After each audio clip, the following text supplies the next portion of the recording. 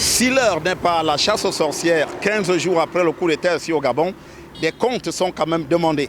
C'est ainsi qu'une véritable campagne d'assainissement est lancée par la transition militaire, laquelle a adressé notamment aux sociétés pétrolières une missive leur demandant de rendre public leur paiement pour la période 2020-2023.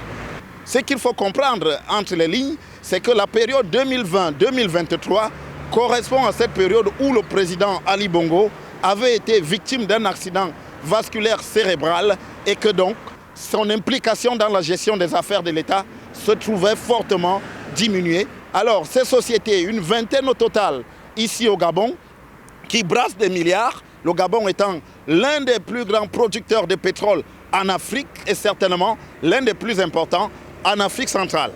Et déjà quelques réactions ont pu être observées avec la publication des chiffres de l'année 2021 par certaines sociétés pétrolières qui parlent de paiements de 35 milliards de francs CFA dans les caisses publiques gabonaises. Mais comme on l'observe très bien, il s'agit simplement de l'année 2021. Il reste donc encore l'année 2020, l'année 2022 et l'année 2023.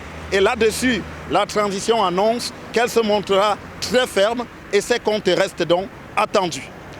Autre élément qui indique la détermination de la transition militaire à poursuivre son opération d'assainissement ici, c'est la relance de la task force. La task force avait été mise en place par le régime précédent pour procéder à l'apurement de la dette intérieure et extérieure du Gabon, mais sauf qu'il y a eu des couacs, des accusations ayant été formulées contre cette task force, notamment par Jean-Yves Théalé, qui était l'un des proches d'Ali Bongo et qui avait notamment mis un terme au fonctionnement de cette task force. Désormais, la task force est de retour et les Gabonais espèrent qu'effectivement, le paiement de la dette intérieure, déjà qui est problématique ici avec des hommes d'affaires qui restent depuis des années sans paiement, et la dette extérieure, elle, qui est également importante pour ce pays, verront donc un apurement accéléré être mis en place.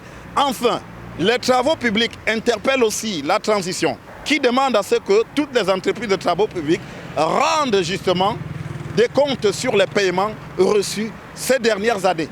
C'est donc une volonté affichée de remettre de l'ordre dans les finances publiques ici au Gabon que manifeste la transition militaire avec à sa tête le général Brice Clotaire Oligui Nguema.